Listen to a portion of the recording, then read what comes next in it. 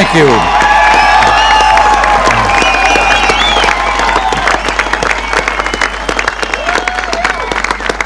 Thank you very much. Chancellor Kohl, Governing Mayor Deepkin, ladies and gentlemen, 24 years ago, President John F. Kennedy visited Berlin. And speaking to the people of this city and the world at the City Hall, well, since then, 2 other presidents have come, each in his turn, to Berlin. And today, I myself make my second visit to your city.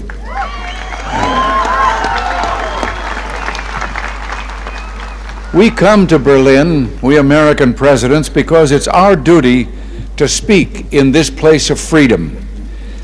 But I must confess, we're drawn here by other things as well, by the feeling of history in this city, more than 500 years older than our own nation, by the beauty of the Grunwald and the Tiergarten, most of all, by your courage and determination.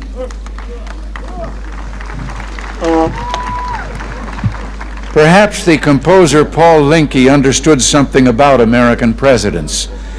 You see, like so many presidents before me, I come here today because wherever I go, whatever I do, ich hab noch keinen Koffer in Berlin.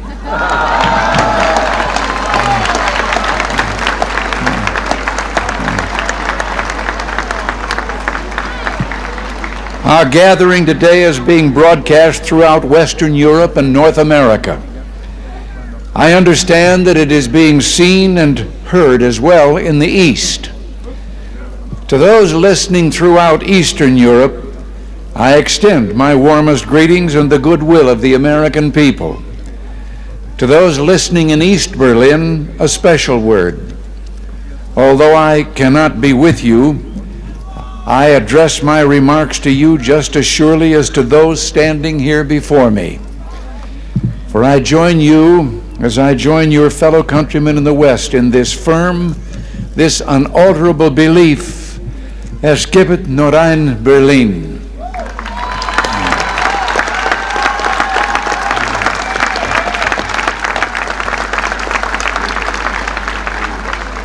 Behind me stands a wall that encircles the free sectors of this city, part of a vast system of barriers that divides the entire continent of Europe. From the Baltic south, those barriers cut across Germany in a gash of barbed wire, concrete, dog runs, and guard towers.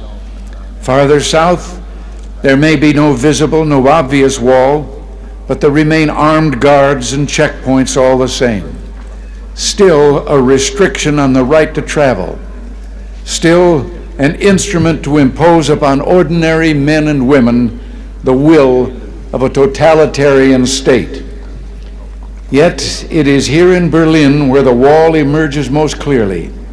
Here, cutting across your city, where the news photo and the television screen have imprinted this brutal division of a continent upon the mind of the world. Standing before the Brandenburg Gate, every man is a German, separated from his fellow men.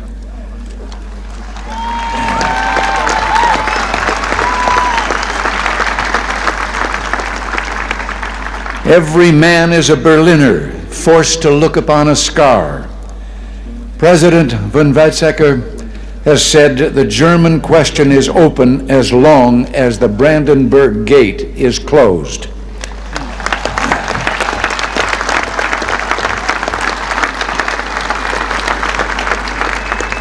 Well, today I say, as long as this gate is closed, as long as this scar of a wall is permitted to stand, it is not the German question alone that remains open, but the question of freedom for all mankind.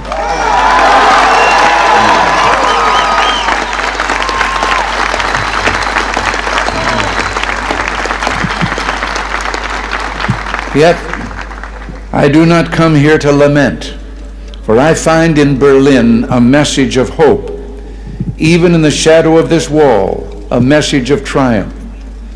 In this season of spring in 1945, the people of Berlin emerged from their air raid shelters to find devastation.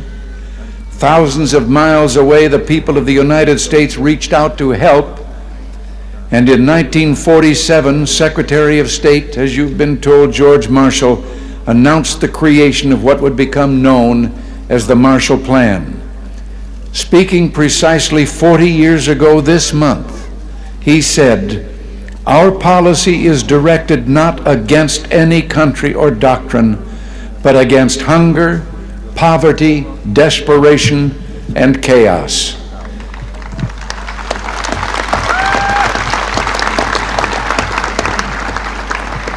In the Reichstag a few moments ago, I saw a display commemorating this 40th anniversary of the Marshall Plan. I was struck by the sign on a burnt-out, gutted structure that was being rebuilt. I understand that Berliners of my own generation can remember seeing signs like it dotted throughout the western sectors of the city. The sign read simply, "The Marshall Plan is helping here to strengthen the free world."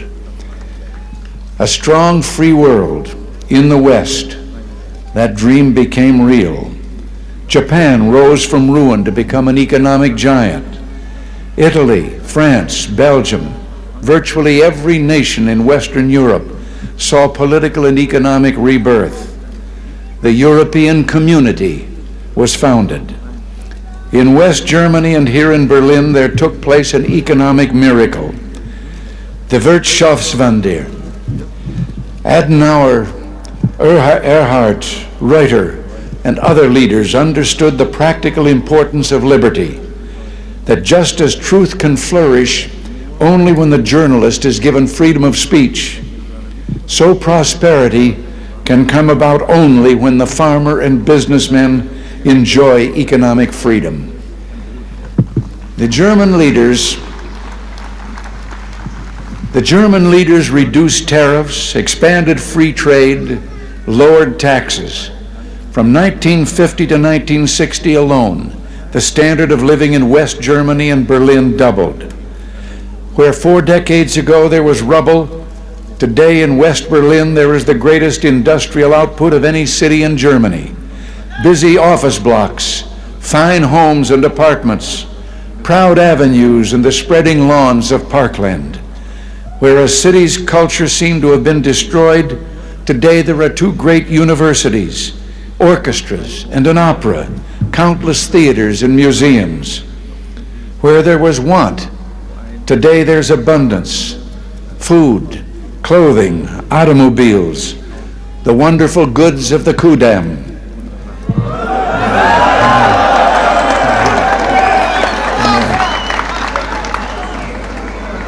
From devastation, from utter ruin, you Berliners have in freedom rebuilt a city that once again ranks as one of the greatest on earth.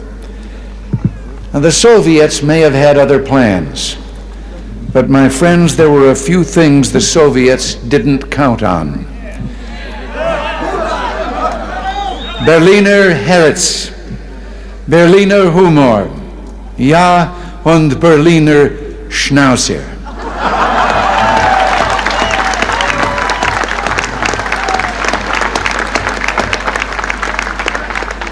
In the 1950s, Khrushchev predicted, "We will bury you." But in the West today, we see a free world that has achieved a level of prosperity and well-being unprecedented in all human history. In the communist world, we see failure, technological backwardness, declining standards of health, even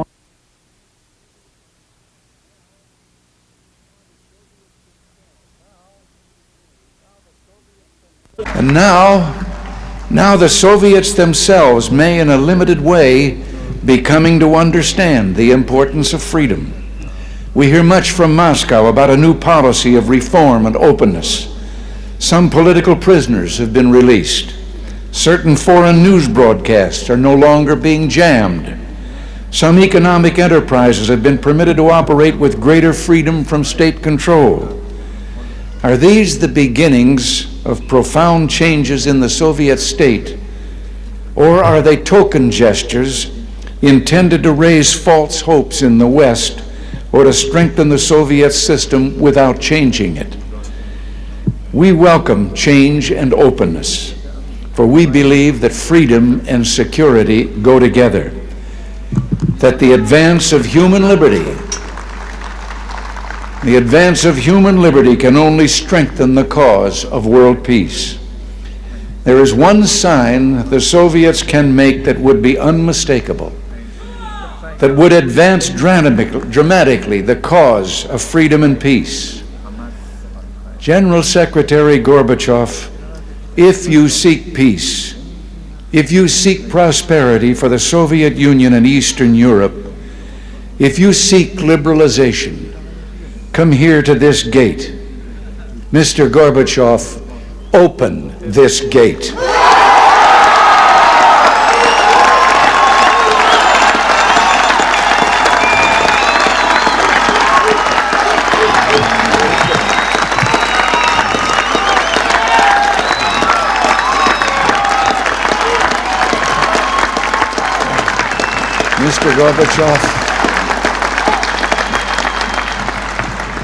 Mr. Gorbachev, tear down this wall.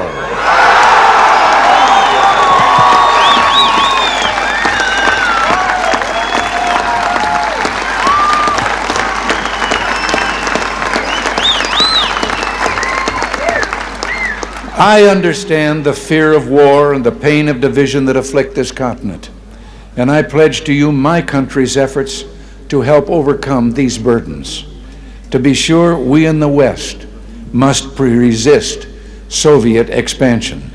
So we must maintain defenses of unassailable strength. Yet we seek peace, so we must strive to reduce arms on both sides. Beginning 10 years ago, the Soviets challenged the Western alliance with a grave new threat.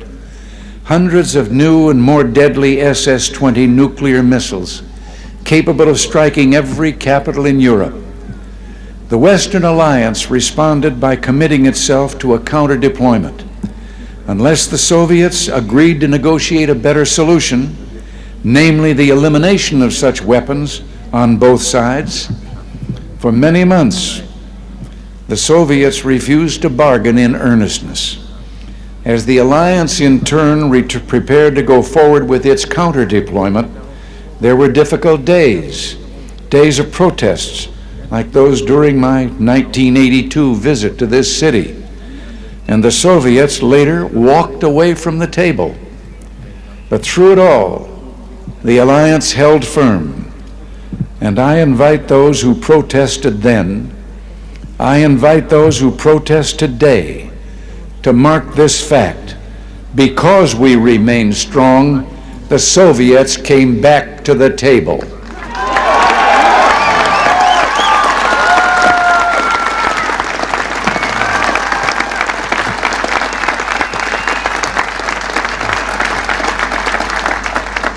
Because we remain strong today, we have within reach the possibility not merely of limiting the growth of arms, but of eliminating for the first time an entire class of nuclear weapons from the face of the earth. As I speak, NATO ministers are meeting in Iceland to review the progress of our proposals for eliminating these weapons. At the talks in Geneva, we have also proposed deep cuts in strategic offensive weapons. And the Western allies have likewise made far-reaching proposals to reduce the danger of conventional war and to place a total ban on chemical weapons. While we pursue these arms reductions, I pledge to you that we will maintain the capacity to deter Soviet aggression at any level at which it might occur.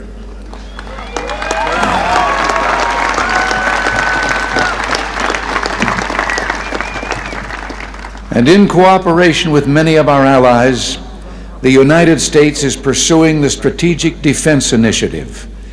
research to base deterrence not on the threat of offensive retaliation, but on defenses that truly defend, on systems, in short, that will not target populations, but shield them.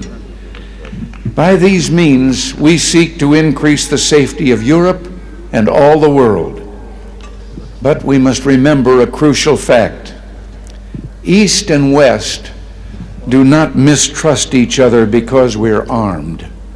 We're armed because we mistrust each other.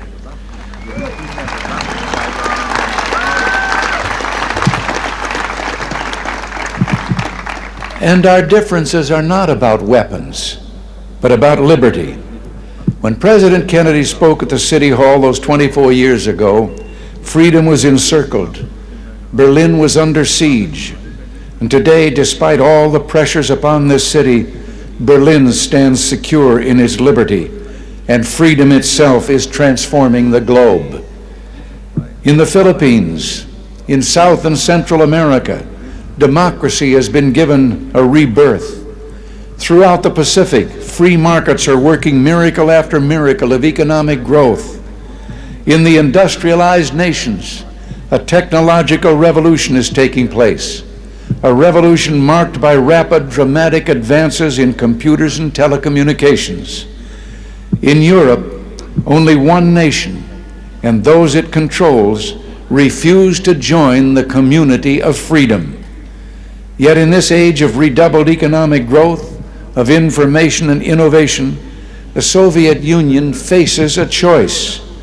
It must make fundamental changes, or it will become obsolete.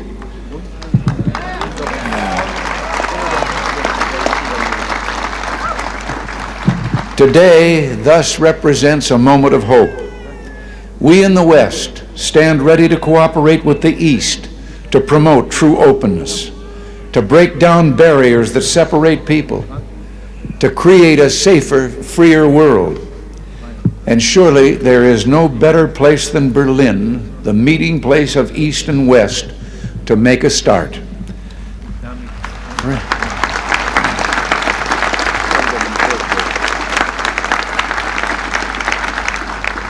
Free people of Berlin, today as in the past, the United States stands for the strict observance and full implementation of all parts of the Four-Power Agreement of 1971. Let us use this occasion, the 750th anniversary of this city, to usher in a new era, to seek a still fuller, richer life for the Berlin of the future. Together, let us maintain and develop the ties between the Federal Republic and the western sectors of Berlin, which is permitted by the 1971 agreement. And I invite Mr. Gorbachev, let us work to bring the eastern and western parts of the city closer together so that all the inhabitants of all Berlin can enjoy the benefits that come with life in one of the great cities of the world.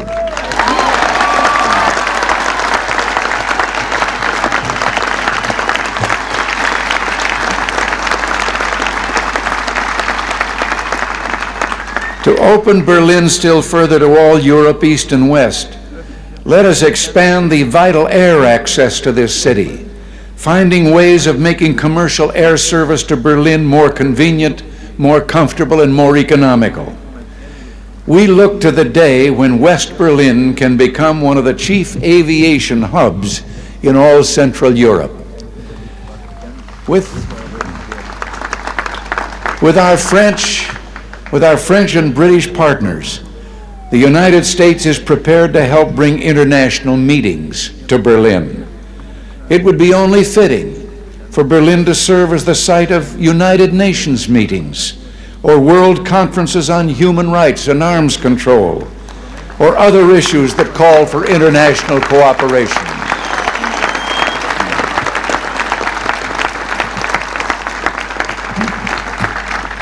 There is no better way to establish hope for the future than to enlighten young minds, and we would be honored to sponsor summer youth exchanges, cultural events, and other programs for young Berliners from the East.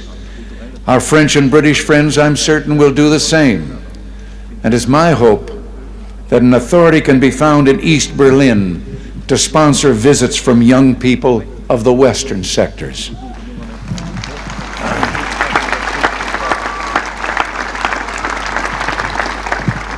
One final proposal, one close to my heart. Sport represents a source of enjoyment and ennoblement. And you may have noted that the Republic of Korea, South Korea, has offered to permit certain events of the 1988 Olympics to take place in the North. International sports competitions of all kinds could take place in both parts of this city. And what better way to demonstrate to the world the openness of this city than to offer in some future year to hold the Olympic Games here in Berlin, East and West.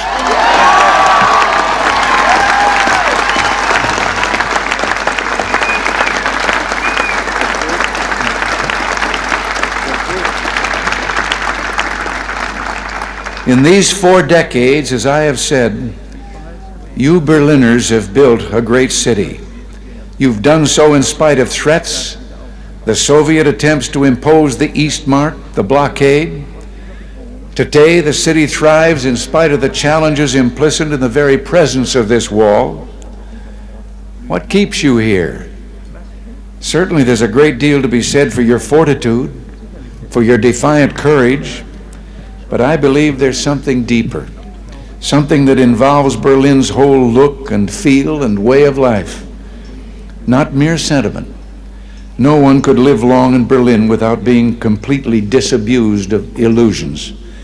Something instead that has seen the difficulties of life in Berlin but chose to accept them, that continues to build this good and proud city in contrast to a surrounding totalitarian presence that refuses to release human energies or aspirations. Something that speaks with a powerful voice of affirmation, that says yes to this city, yes to the future, yes to freedom. In a word, I would submit that what keeps you in Berlin is love.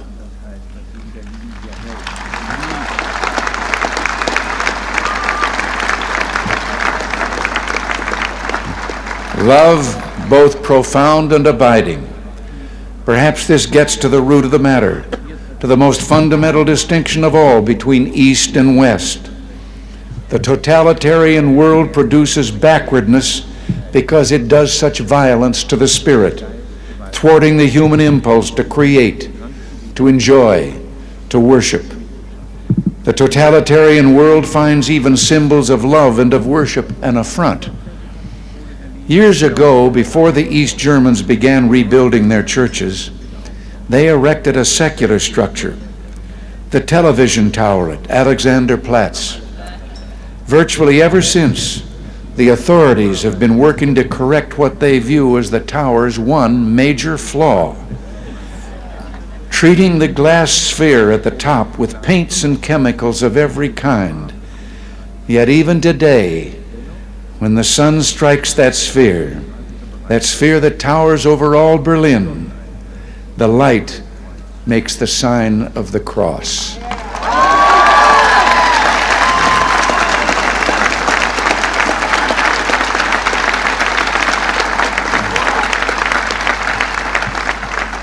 There in Berlin, like the city itself, symbols of love, symbols of worship cannot be suppressed. As I looked out a moment ago from the Reichstag, that embodiment of German unity, I noticed words crudely spray painted upon the wall, perhaps by a young Berliner. Quote, "This wall will fall, beliefs become reality."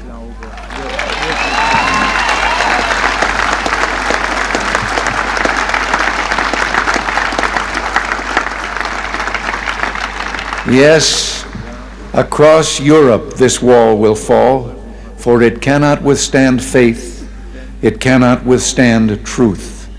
The wall cannot withstand freedom. And I would like, before I close, to say one word. I have read and I have been questioned since I've been here about certain demonstrations against my coming.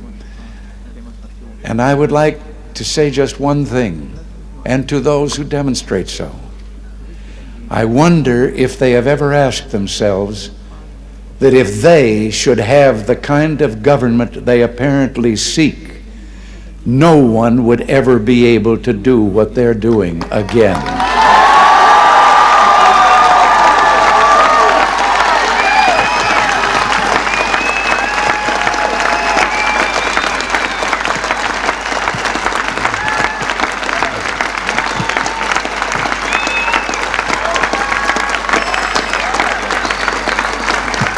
Thank you, and God bless you all. Thank you.